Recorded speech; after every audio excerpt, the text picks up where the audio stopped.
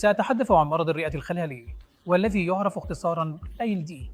بصفتي طبيب أمراض الرئة، أرى العديد من المرضى الذين يعانون من ALD والذين يأتون إلينا في مراحل متأخرة جدا من الحياة، حيث تكون الأعراض الشائعة هي سعال الجف الذي يكون مستمرا لدى هؤلاء المرضى، أو صعوبة بسيطة في التنفس. قد يكون هناك احتمال لوجود أمراض مثل غبو أو بعض الأمراض الأخرى التي تم علاجها في مكان آخر، لكنهم ينتهون بمشكلة كبيرة تسمى مرض الرئة الخلالي، والتي قد تصبح في بعض الأحيان غير قابلة للعلاج إذا ظهرت في المرحلة الأخيرة من الوقت.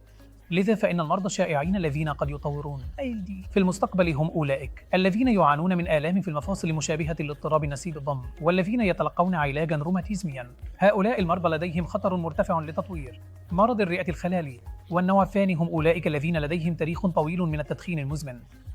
المدخنون شرهون يطورون أمراض الرئة الخلالية، وفي الوقت الحاضر نحصل على العديد من المرضى الذين لا يعانون من مشاكل التدخين أو الروماتيزم، يقعون تحت فئة التهاب الرئة التخصصي، وهو نوع من المشاكل التخصصية.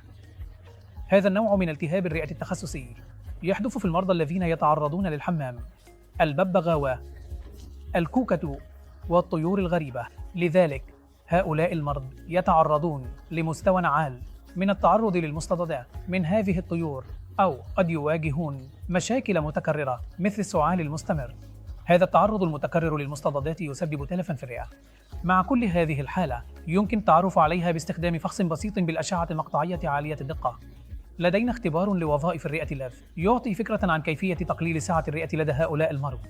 لذلك بمجرد الحصول على تصوير مناسب باستخدام الأشعة المقطعية وتحديد سعة الرئة، يمكننا تحديد مستوى مرض الرئة الخلالي. وبالتأكيد يجب أن نبدأ العلاج، لأن تأخير العلاج سيؤدي إلى تدهور التوقعات